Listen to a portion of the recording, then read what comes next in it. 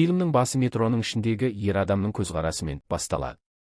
Онда кенеттен бір сәби қатты жылай бастайды. Жолаушылардың бірі бұл дыбысқа қатты ашуланып, сәбиге айқайлап, оның анасын қарбалас уақытта жұрттың бәрі телефонға телміріп отырғанда баланы метроға несіне мінгіздің деп ұрса бастайды. Бірнеше сәттен кейін ер адамға бір әйелден қоңырау түседі, бірақ ол тұтқаны көтермей, метродан шығып кетеді. Оған тағы бір қоңырау келеді. Бұл жолы ол амалсыз жауап беріп, әйелге бір шаруалармен бара жатқанын айтады. Ол әйел оның бұрынғы сүйіктісі болып шығады. Әйел оған күтпеген жаңалық айтады. Ол ауруханада екен және өзінің жүкті екенін, одан бала күтіп жүргенін білген. Ол бұл мәселеге қатысты ер адамның пікірін білгісі келіп, не істесем болады деп сұрайды. Бірақ ер адамды үрей билеп, ол үнсіз қалады.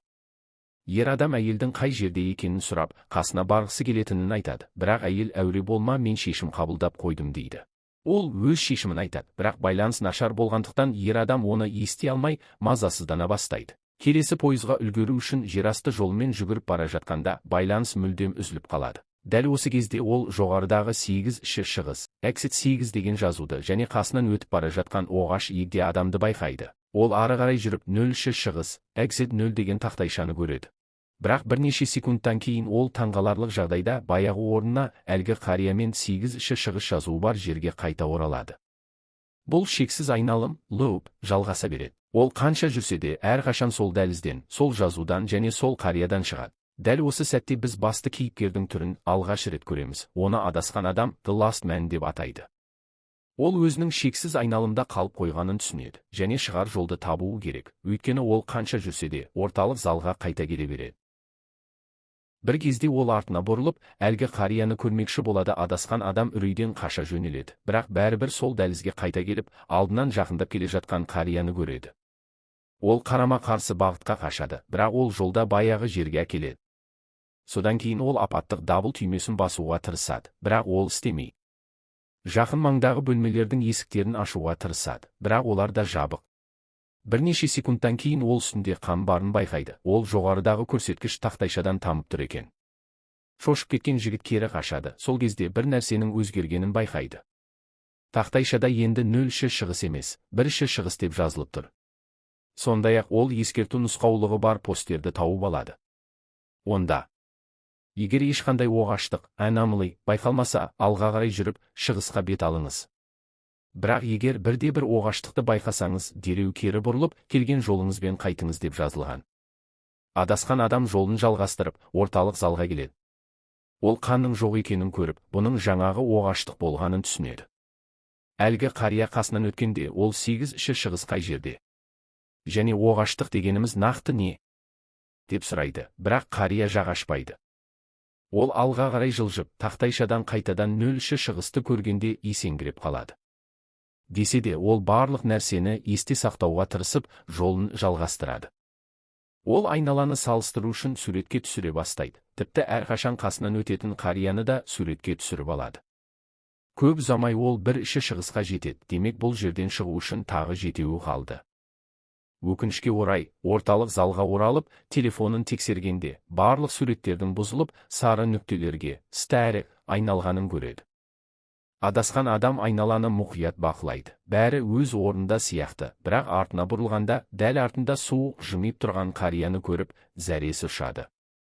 Ол ережелерді есіне түсіріп, бұның оғаштық екенін түсінеді де, алға жүрудің орнына бірден кері бұрылады.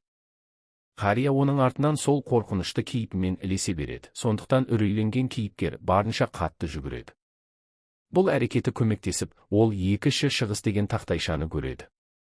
Келесі жолы ол орталық залды мұқият тексеріп, ешқандай оғаштық таппайды. Бірақ шығып бара жатқанда жәшіктердің, lockers, бірінен сәбидің жылаған дауысын естиді. Ол жәшікті ашуға тырысады, бірақ бұл да бір оғаштық екенін түсінеді де, кері бұрылып кетеді. Күткендей, бұл дұрыс болып шығады. Ол 3-ші шығысқа жетеді. Ауыр жағдайға байланысты оның демікпесі, астма, ұстап, қатты жөтеле бастайды, бірақ ол өзін сабырға шақырып, алға жылжиды. Орталық залда ешқандай оғаштық көрінбейді. Сөмкесінен ингаляторын алғысы келгенде, кенеттен қабырғадағы суреттердің оған үрейлі түрде қарап тұрғанын байқайды. Қорқып кеткен жігіт тез кері бұрылады. Бұл да нәтиже беріп, ол 4-ші шығысқа жетеді, демек, ол жолдың жартысынан өтті.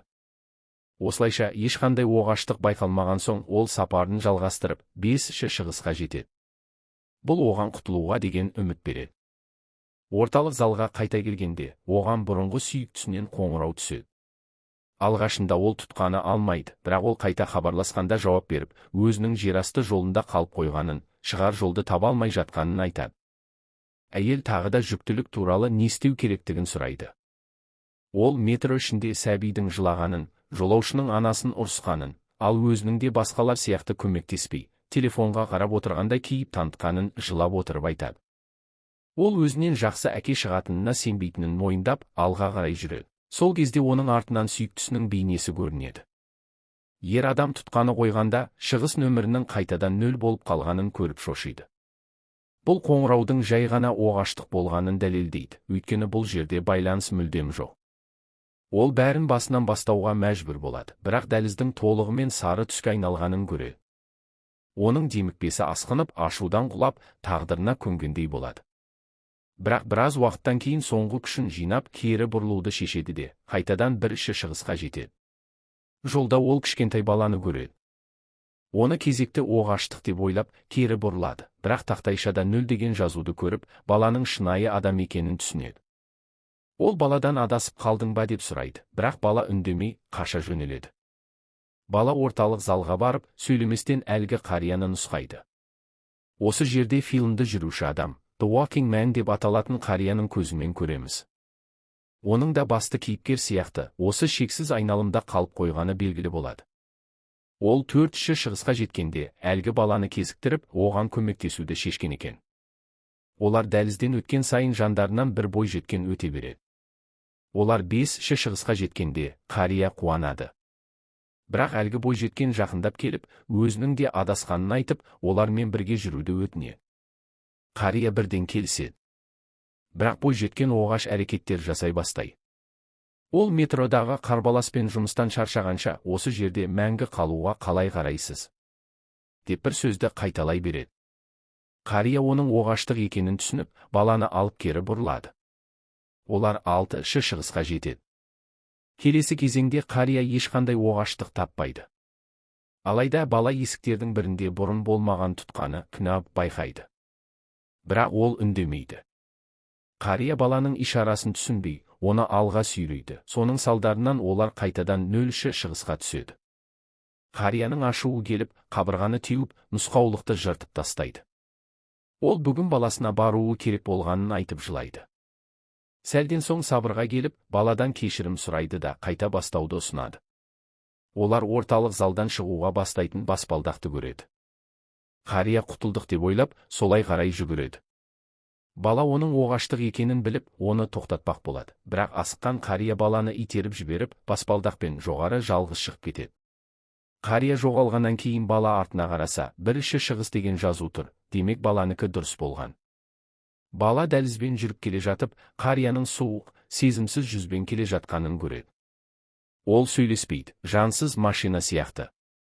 Олар 0-ші шығысқа жеткенде, қарияның осы ойынның жай ғана қосымша кейіпкеріне айналып кеткенін түсінеміз. Шошыған бала жалғыз жүріп келе жатып, біздің басты кейіпкеріміз адасқан адамды кезіктіреді. Олар бірге жүреді. Бала тақтайшадағы оғаштықты байқайды, бірақ үндемейді. Адасқан адам оны түсінбей, олар қайтадан 0-ге оралады. Келесі жолы адам қабырғадағы суреттің өзгергенін сезеді, бірақ бала алға жүре береді, адам оның соңынан ереді. Олар 1-ші шығысқа жетеді, демек бала тағы да дұрыс болжаған. Келесі деңгейде жарық сөніп, адам телефонын қолдануға мәжбүр болады. Желдеткіштен қан тамып, егеу құйрықтардың шиқылы мен сәбидің жылағаны естіледі. Олар үрейленсе де, кері бұрылып қашып, 3-ші шығысқа жетеді. Кейінірек олар дәлізде қимылсыз тұрған әйелді көреді. Бала мама деп айғайлайды, бірақ адам оның оғаштық екенін біліп, баланы тоқтатады. Бала талып қалады, олар 4-ші шығысқа жетеді. Бала есін жиғанда, анасы оны тауып алсын деп әдейі одан бөлініп кеткенін айтады. Екеуі де әкесін ешқашан көрмегенін біледі. Келесі деңгейде бала 8 санының теріс қарап тұрғанын байқайды, олар кері бұрылып, 5-ші шығысқа жетеді.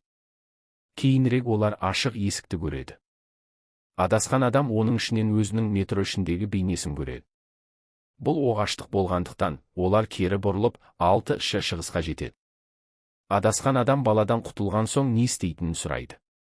Бала ірімшік қосылған пицца жегім келеді дейді.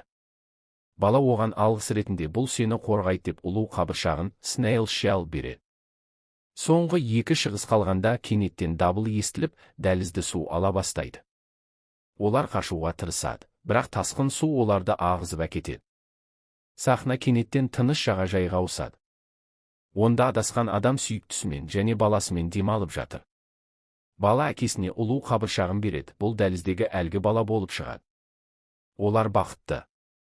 Бірақ бұл жай ғана елеседі. Қайтадан су басқан дәлізге ораламыз. Адасқан адам баланы құтқару үшін оны биік тақтайшаның үстіне қояды, бірақ өзін су ағызып әкетеді.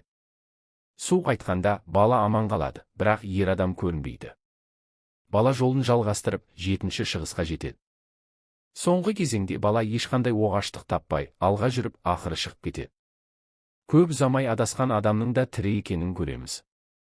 Ол да барлық кезеңнен өтіп, 8-ші шығысқа жетеді. Ол баспалдақты көреді, телефонына байланыс келеді.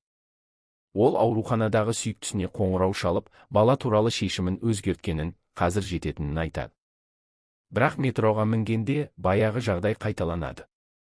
Сәби жылайды, жолаушы анасын ұрсады, жұрт телефонға телміріп отыр. Ол өзінің әлі де сол шексіз айналымда екенін түсініп, зәресі ұшады. Бірақ бұл жолы ол батылдық жинап, анасын балағаттап жатқан адамға қарсы тұру үшін артына бұрылады. Фильм осы жерден аяқталады.